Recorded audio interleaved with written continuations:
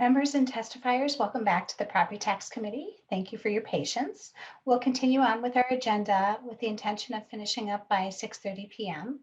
First, I have a brief comment to make regarding my bill, House File 1311, from the beginning of the agenda, dealing with energy improvement assessments. Mr. Hoffman, who is here from the City of St. Louis Park, wanted to extend a thank you for a meeting that he had with the representatives of the Bankers Association, the Realtors, and the credit unions to discuss the bill. He had meant to include it in his testimony and forgot, and wanted to acknowledge the meeting went well and to thank them for meeting. And I wanted to also pass on my thank you for their interest in our bill, and to encourage continuing dialogue. So thank you, members. And with that, we are going to move on. Representative Howard, welcome back. We're going to move on with the testimony that we have. The names are slightly different from your agenda just because we bumped it to 6 p.m. instead. So next up, we have Mr. Lightfoot. Please introduce yourself for the record and proceed with your testimony. Well, thank you, Chair Joachim and members of the committee. For the record, my name is Daniel Lightfoot, and I serve as an intergovernmental relations representative with the League of Minnesota Cities. I will be very brief. We did submit a letter, written testimony to the committee, which should be in your packets and posted. But I wanted to first express my appreciation to Representative Howard for all the work that he's been doing this session on affordable housing. It's an incredibly important issue for all of our 835 member cities of the League. Our concerns with House File 1157 center around the reduction in class rate of the 4D low-income rental classification program to 0.25, and the resulting property tax shift onto all existing property taxpayers as net tax capacity is reduced due to the change. And I'd like to point out that current modeling, while it does depict the shift for regions and certain cities, it doesn't factor in the changing property tax landscape due to COVID-19. Or any analysis on additional properties that might enroll in the program with the more favorable class rate, which would also exacerbate that shift. And so we believe that in addition to robust analysis of the program before any changes made, before reducing that class rate to the lowest tax class in the state, that there should be some robust analysis, which is called for in Representative Herr's House File 1298. We do continue to work with Representative Howard and other stakeholders on some of our concerns. It's been mentioned possible guardrail language, as well as potentially some meaningful change to the program that better minimizes that potential property tax increase to existing residents, and namely our concerns center around low-income homeowners, homeowners on fixed income, as well as small businesses that are currently struggling to pay property taxes as well. But with that, I'd like to turn it over to St. Peter City Administrator Todd Prafke, who will provide a brief perspective from a greater Minnesota city. Thank you, Mr. Lightfoot. Mr. Prafke, could you please state your name for the record and proceed? Madam Chair, my name is Todd Prafke. I'm the City Administrator here in St. Peter, and thanks to you and all the committee members for having me testify this evening. I come to this not only as a city administrator, but an affordable housing advocate. So you really are aware and have toured some of the projects that St. Peter has done related to affordable housing. And frankly, they're really great. Just to give you some additional perspective, we do believe that the 4D tool is very important. And we have over 550 units within our community that receive that special benefit. That's of a total of about 1,100 units in total in our community that are rental properties. So a little bit over half of the rental properties are participating in that program. So we really get and understand and think Representative Howard has been working really hard this year and doing the right stuff related to affordable housing. It is so important. But here's the challenge that we face as a greater Minnesota community and certainly in St. Peter. About 2.5% of our city's property tax capacity is already in 4D programming. And so any shift that goes on tips us over into a really different world going forward. And so we are concerned about that and the impact that that can have on homeowners, on businesses, on low-income homeowners, because we've had programs that have helped moderate income families get into home ownership too. It's not just rental, home ownership is an important component for moderate income families as well, and creating stability within communities. We think that's very important. We think that any change to this program, any significant change like this, has the potential to really penalize cities that have been in the forefront of developing affordable housing. Because this can really change the tax base. And because of that shift, it can be a disincentive for communities to want to participate in affordable housing. It has the potential to do that, and that could be an offshoot of this. So we want to make sure that people understand the impact of that, certainly, again, for communities that have been in the forefront and have developed a lot of affordable housing. We think that's really important. We are supportive of House File 1298. And we think that additional information can be really helpful, not only to the legislature as you look at how to, frankly, probably more surgically assign resources through this program. We think that's important. We think that'll help local units of government as well in making decisions going forward with that additional data that House File might provide. One last item that I'd mention is that and I think there's been agreement, and I've testified in other venues on this bill and other activities that are related to affordable housing. But we all, I think, agree that affordable housing and moving forward with this is not only a statewide issue, but a nationwide issue. This solution puts, or this bill puts much of that solution, or a portion of that solution, only on the backs of local government and local property taxpayers. And I don't know that that's exactly where we want this to go. Certainly local units of government have choices in this, but again, for those that have been active, for those that have been proactive and move forward with affordable housing, I am concerned that this could be a disincentive for them going into the future, and a major shift can make it politically not palatable to continue to develop affordable housing in communities like St. Peter.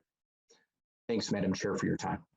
Thank you, Mr. Prafke. And members, I want to thank Mr. Williams and Mr. Arthur for coming back as well tonight, and Mr. Lightfoot for being here. So with that, members, do we have any questions for any of the testifiers or for Representative Howard?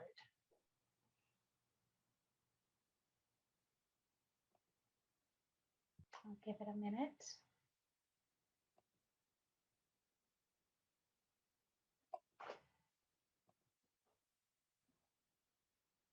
Madam Chair. Yes, Representative Hurtas.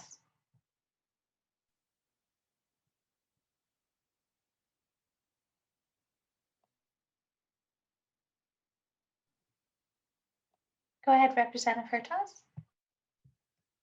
Thank you, Madam Chair. I couldn't find my raise hand button. Representative Howard, I guess, I understand the motive of what you're trying to do here in terms of making housing more affordable. We also have, with regard to this issue being about lowering the property taxes, we do have the renter's credit. I know it's a pretty fun program of Chair Marquardt. We've discussed it many times over the years in the Property Tax Committee, but I'm wondering if renters who are in this type of property, if it will be necessary to modify the program. If the property taxes are being lowered by 2/3, if we would need to apply a different renter's credit rate or percentage to occupants of those buildings, it assumes a higher rate of property tax being paid and the amount of refund that would be received. What are your thoughts on that, Representative Howard? Representative Howard. Thank you for the question, or Madam Chair. Thank you for the question, Representative Hurtas.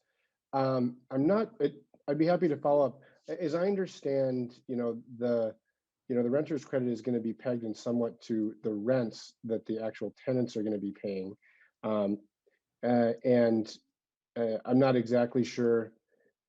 In some ways, I feel like this policy change is going to allow us to preserve and expand the amount of affordable housing units and folks that are able to access affordable housing. In terms of, is tenant X going to have their rent lowered, from a certain amount, and will that affect the renter's credit? I'm not certain, but I'd be happy to sort of follow up, and if any of our testifiers or staff have a question, I'd be happy to dig into that a little bit. Representative Hurtas.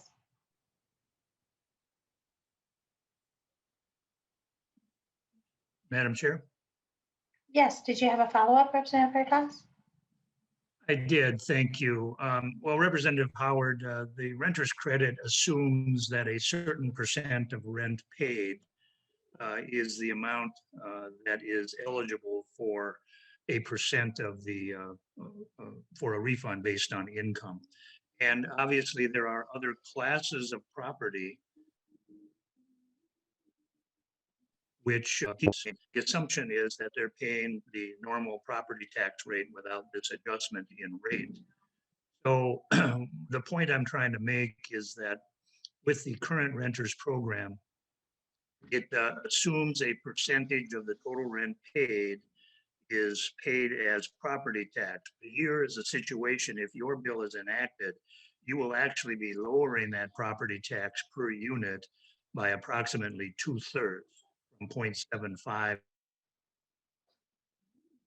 to 0.25. So it would seem reasonable that it is necessary then to make adjustments with regard to the renter's credit to reflect the actual rent that is paid.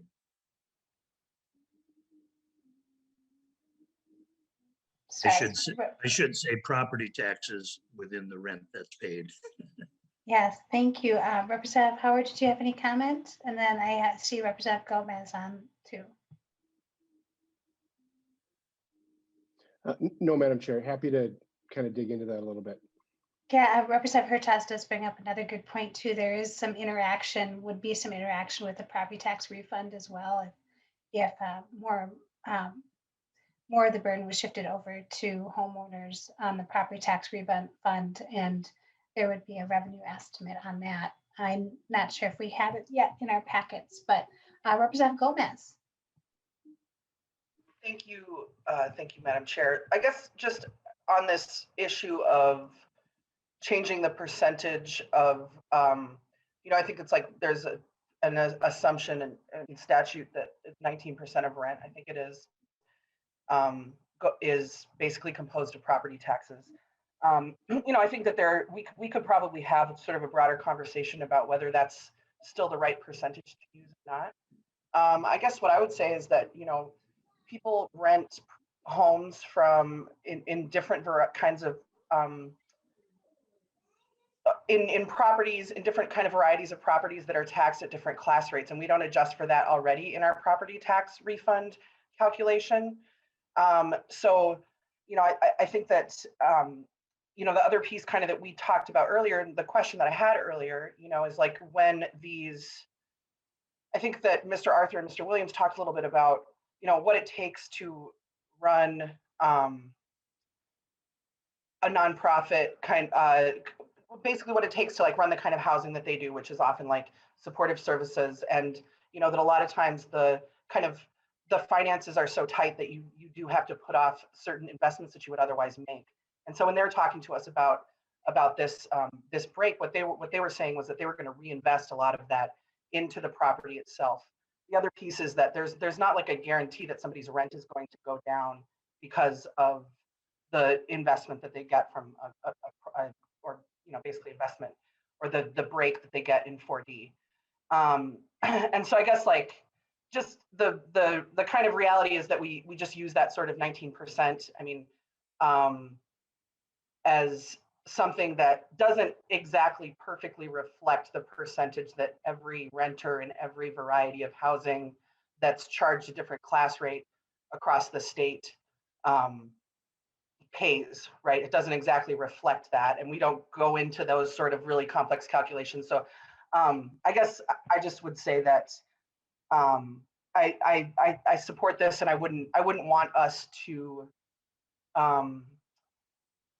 decrease the amount of renters rebate that low income renters received because of this policy. I don't think that it reflects the way that we treat rental property for purposes of the property tax refund, like currently. Thank you, Madam Chair. Thank you, Representative Gomez. I will note, you're right, there's an assumption that 17% of the property taxes being paid calculated for the renter's credit. But if their rent did go down because of this, if there was that investment in the property, which we're still not sure there would be, then actually their ability their renter's credit would be lowered as well because the rent is lower. So there are some interactions that are all going on with this bill, but I want to move to Representative Hertaus briefly, and then we're going to move on. Representative Hertaus. Thank you, Madam Chair. And yes, that's correct. The current rate is 17%. That's kind of shifted around from biennium different changing circumstances. But I think that the renter's credit is a program that very well targets those who need the benefit. And to Representative Gomez's point, there's no guarantee in lowering the property taxes that the rents are actually going to go down. So if the rents happen to go up and you're paying a percentage of the rent, it's kind of self-adjusting. So that's the point I was trying to make. If you really want to help those who are renting the most, you would direct or target the aid directly at those persons who are eligible for the renter's income credit, renter's credit, and it is indexed according to income. So it's progressive in that nature. The people at the lowest quintiles of income are getting the greatest amount of benefit, and those who choose not to own or have high incomes and rent anyway, they're not eligible for it. So Chair Marquardt, you might have a thought on that, but certainly we've talked about this over the last 8 years. Thank you, Representative Hertaus. If Representative Marquardt wants to add something, great. Otherwise, we're going to move on. I'm looking to see if he shakes his head yes or no. Okay, he's fine. All right. Seeing no other questions, members. Representative Howard, final word. Thank you, Madam Chair, and thank you, members, for the discussion and for the testimony by all parties. I want to specifically call out Mr. Lightfoot and the League of Minnesota Cities. I recognize that cities do have concerns with a change, and I just appreciate the dialogue that we have and want to continue that dialogue. But what I will say is that this bill has been introduced for 3 years. There is plenty of research, and I'm not ready to throw in the towel, which frankly, that's what I sort of view. We've all seen it at the legislature when we kind of use studies to sort of throw in the towel and say, we'll just move on and kind of, I think we have the people, the tools, the talent to work together and reach a solution on this session. And so I just really look forward to the continued discussion to do that in the most reasonable way for a proposal that has such a breadth of support, bipartisan support from for-profit, nonprofit housing providers, from the Homes for All coalition that represents hundreds of housing advocates throughout the state. As I said, now is not the time to wring our hands. Now is the time to take action to address our affordable housing crisis. And I fully commit to work with everyone who cares about this issue on this committee and on this call to make this happen. And so I just really appreciate the discussion, Madam Chair. Thank you, Representative Howard. Representative Fisher renews his motion that House File 1666 as amended be laid over for possible inclusion in the diversion report. The bill's laid over. Members, we have our final bill on the agenda is House File 1298 from Representative Hurd. Representative Hurd, would you like to move your bill before the division? Yes, Madam Chair, I move that House File 1298 be laid over for possible inclusion in the division report.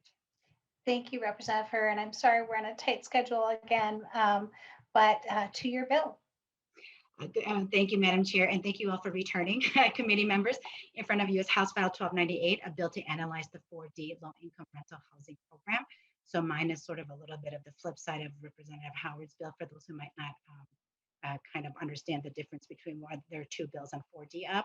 And if Representative Howard wasn't one of my best friends in the legislature, I might take issue with that studies are used to stop issues from moving forward, as this study really is just really wanting to do a study, and it is a one-year study. And so my hope is that before I start to talk about the bill, I do just want to say really quick that affordable housing and the current housing crisis we face is of the utmost importance to all cities and those who run these cities across the state. We are all very aware of this issue and know that we are in a crisis. Cities support the 4D program, and it allows cities to right-size any any other public financing for affordable housing developments. And given the current circumstances of COVID-19 and instability of property taxes, it is imperative that we understand the impact of reducing the entire 4D class to a 0.25% and resulting property tax shift onto other properties. Now, just a really quick overview of this proposal is for a study. It's to determine the baseline for properties currently classified as 4D. So like the number of units, number of 4D units, number of units not classified as 4D, the property tax paid, et cetera. And to determine the impact on local property taxes in each political subdivision if the proposed expansion were to go into effect. And I think it's really important to note that related to this point, I want to quickly just address Representative Howard's bill for the changes to the 4D program and the analysis he referenced that was already completed. I want to remind the committee that today is the first time the 4D expansion has been heard in the House. A modest study was included in the 2019 division report, but not included in any signed legislation. So neither bill was heard last year, so this is the first time the House has actually considered the legislation. Madam Chair, I do have a number of people here to speak today, but before I just turn it over to them, I feel like there's a couple of things I wanted to just point out. I want to remind this committee that 4D is very complicated, and that if we're just looking at this one tool, it may seem like it makes sense for us to make adjustments to this tool. But for those who are not aware, there are different finance tools required for units to remain affordable for a certain period of time, from years to decades. 4D does not have any requirements for keeping units affordable. Its affordability is actually tied to other financing tools. Each development project requires multiple affordable financing tools from cities, state, and federal government. 4D is just one tool. Targeting this one tool as the instrument to fix the affordable housing issue may not produce the outcome advocates have been lifting up. That is why cities are asking for a study versus making changes to the 4D program. And just to outline a few of those financing tools: low-income housing tax credits, TIF, CDBG, Home, Minnesota Housing Funds, and there's a number of them. So when we talk about affordable housing, one program doesn't make a development affordable. It is multiple programs put together, and really understanding how long units remain affordable is really important, and none of that is tied to 4D. And so I think 4D is great, but I think that for us to target one piece of why housing can be affordable, I think might be looking at one component of it as the panacea for the issues that we're experiencing, and it is not. So with that, Madam Chair, I would like to turn it over to my testifiers who are here to speak on this today. Thank you, Representative Poher. We have Mr. Vander Aarde. Go ahead, state your name for the record and proceed, and brevity will be appreciated. Thank you, Madam Chair, members of the committee. Charlie Vander Aarde for Metro Cities, which represents the collective interests of cities across the 7-county metropolitan region. Thanks for the opportunity to comment on behalf of cities in the metropolitan area in support of Representative Herr's bill, and thanks to Representative Howard for initiating the discussion this year. I'll begin by noting that the current 4D program is a state program that's paid for at the local level. So before an expansion is approved, we respectfully ask the committee to determine who would pay for it and how much they would pay. Representative Herr's House File 1298 is built off the 2019 Property Tax Division Report, and it's needed because existing data does not provide the granular city-by-city analysis that looks at each jurisdiction's unique property tax structure. If the study were to be enacted, the resulting report would inform the legislature and cities with how many low-income and fixed-income homeowners and renters would be asked to pay for the 4D expansion. As Representative Herr said, cities support the current 4D program, but an expansion of this scope could have significant costs to the same lower-income Minnesotans that the expansion is stated to support. Madam Chair, the study would determine the baselines for current properties classified as 4D, and it would also determine the impact on local property taxes in each political subdivision if the proposed expansion were to go into effect, as Representative Herr explained. To the earlier point, if a study is conducted this year, then any expansion could be evaluated against local impacts. It could be potentially right-sized, and then guardrails could be added to ensure the benefits are reinvested in rent and the buildings. Thanks for your consideration of the study, and I'm happy to answer any questions after the committee hears from Jeff Sargent with the City of New Hope. Thank you, Mr. Vander Aarde. Mr. Sargent, please state your name for the record and proceed. Thank you, Madam Chair, members of the committee. Jeff Sargent, the Community Development Director for New Hope. Actually, I'll be echoing a lot of what has already been said here by Mr. Prafke and Mr. Lightfoot too. Just to give a brief analysis of New Hope here in our involvement with the 4D program. And again, like everybody else, we all understand the importance of low-income housing to preserve it. The benefits of preserving and maintaining our affordable housing is key. In 2018, we actually did, our city council approved a resolution that granted approval for Hennepin County HRA to provide direct contribution to 2 affordable housing units in the city, actually owned by Aon, and that was through the 4D program. And again, at that time, it was a reduction of that tax rate from 1.25 down to 0.75. We were talking about 227 units, and the estimated impact to taxes were around $54,000 a year. Our council was actually had a split vote. We actually had multiple conversations about this at a work session meeting and then at the city council level. And they ultimately supported it, I believe, because of the fact that they understand the importance of preserving those naturally affordable housing units. But I would imagine that if that tax rate were to be proposed to be decreased down to 0.25%, that our council would have had a lot harder time to try to approve that resolution. Obviously, our biggest concern is that New Hope is about 80% affordable for the single family housing stock.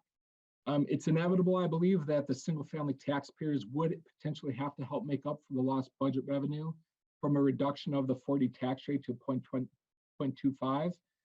So essentially what that's meaning is that you are shifting the burden from one low income housing population to a different low income housing population with the cost of trying to make up that lost revenue through taxes.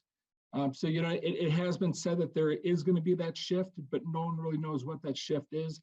I guess the importance of Bill 1298 is just to make sure that there is some kind of study out there that gives the cities an idea of what their potential impact could be and how to plan for that in the future.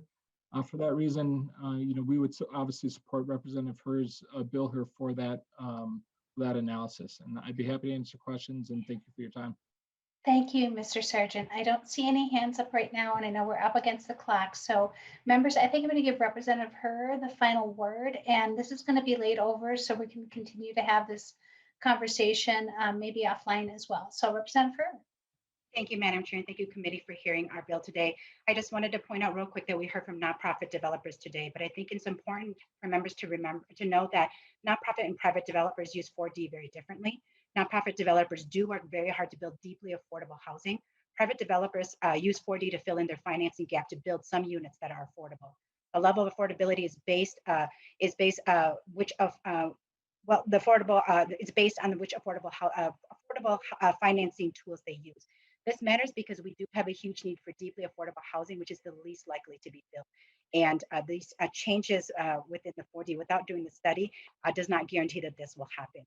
Cities care about and try to be intentional about every dollar they ask residents to pay. And without more analysis, it is clear that this is the best use, if this is the best use, or that this will produce the most benefit for those who need it of those tax dollars. In St. Paul, the city hears from residents every year about the increasing burden, even when the city only raises the levy to equal the growth of St. Paul. Increased property taxes cannot be looked at in isolation. Year after year, small increases accumulate and lead to increases that burden property taxpayers, and it's the accumulation of that. I ask for your support of House File 1298 and renew my motion to lay the bill over for possible inclusion in the division report. Thank you, Representative Herr. Representative Herr renews her motion that House File 1298 be laid over for possible inclusion in the division report. So the bill's laid over. Thank you today for your work, members. Tomorrow we'll meet at 1 p.m. to go over the final group of local sales tax, option sales tax proposals. Next week, we'll be back here with our normal time slot on Wednesday. Until then, we are adjourned.